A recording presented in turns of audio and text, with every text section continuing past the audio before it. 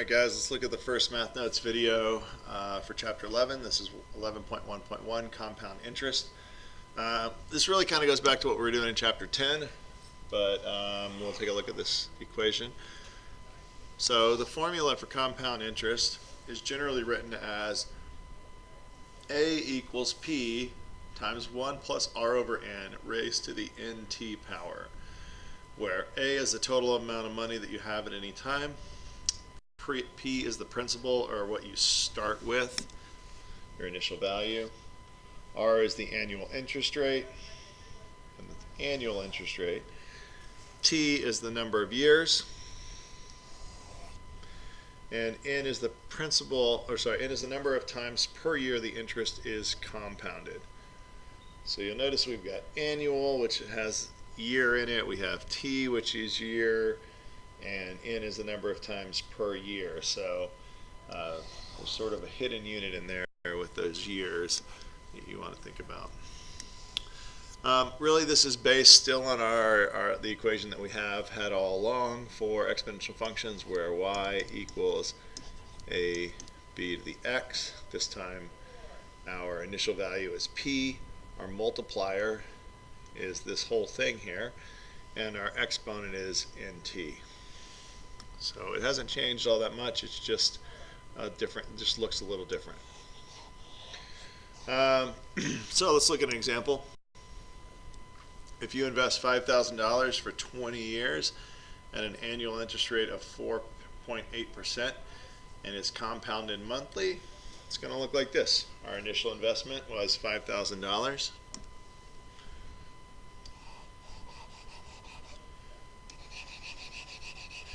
We invested it for 20 years. That's right here. At an annual interest rate of 4.8%. That's right here, written in decimal form. And it's compounded monthly, which means 12 times a year, so that shows up there. That means that our p-value is 5,000, our r is 4.8%. We write that as a decimal, so 0.048. Monthly gives us an n of 12 because it's 12 times per year, and then our t is 20 years. When you put that all together, we find that after those 20 years, our initial $5,000 investment will have turned into $13,033.50. If we want to compound that continuously, then we're going to use the PERT equation, where we say A is equal to P times e to the RT. The R and the T still mean the same thing. R is our annual interest rate. T is the number of years. P is the principal, and A is the amount of money that you have.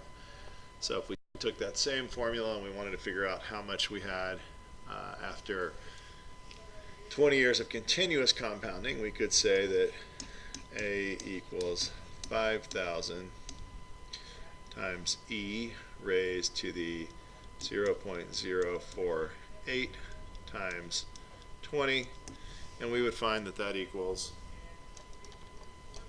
almost the same amount as our monthly compounding. We get a little bit better because we get compounded more often, so it's $13,057.18.